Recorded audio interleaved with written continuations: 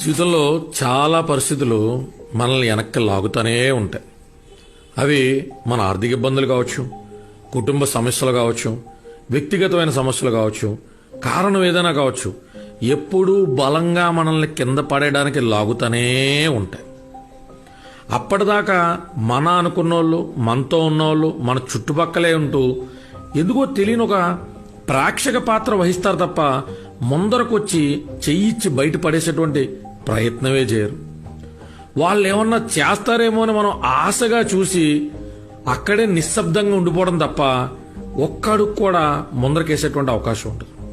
ఇక జీవితం అయిపోయిందేమో, ఈ సమస్యలోంచి బయటపడడం చాలా కష్టమేమో, ఇక జీవితం చరమాంకంలోకి వచ్చామేమో అనుకున్న క్షణం ఒక్కసారి కాస్త ఓపిక తెచ్చుకుని మనమే ఇది మన యుద్ధమే అని ఒక్కడుగు ముందరకేసే ప్రయత్నం చేయాలి.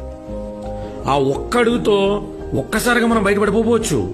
కానీ ఆ ఒక్కడుగుతో మనలో మిగిలి ఉన్నటువంటి నిద్రాణమైన శక్తి ఇంకాస్త ఎదరకు కల్పిస్తూ ఉంటుంది. మన చుట్టూ ఉన్న వాళ్ళు అప్పుడు దాకా మనం వాళ్లే ప్రపంచం అనుకున్న వాళ్ళు కళ్ళెదురుకుండా నడుచుకుంటూ వెళ్ళిపోతూ ఉంటారు.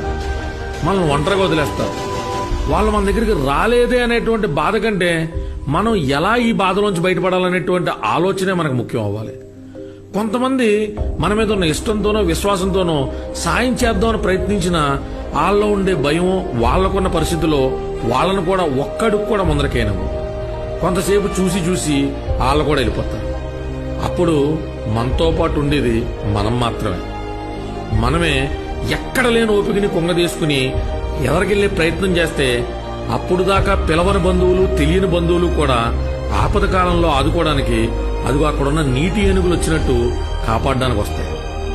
ఎంత కష్టపడుతున్నారే, మనం ఒక అడుగు ముందరకే సాయం చేద్దామని ఖచ్చితంగా భగవంతుడు అటువంటి కొత్త బంధువుల రూపంలో మనకి సాయం అందించడానికి ముందరకు వస్తాడు.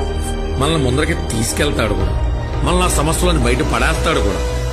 కావాల్సిందల్లా అటువంటి ఆపద్బాంధవులు వచ్చే క్షణం దాకా మనల్ని మనం కాపాడుకుంటూ ఒక్కో అడుగు ఎదరకేస్తూ ఎక్కడ లేని శక్తిని కూడగట్టుకుని బతికేటువంటి ప్రయత్నం చేయడం మాత్రం.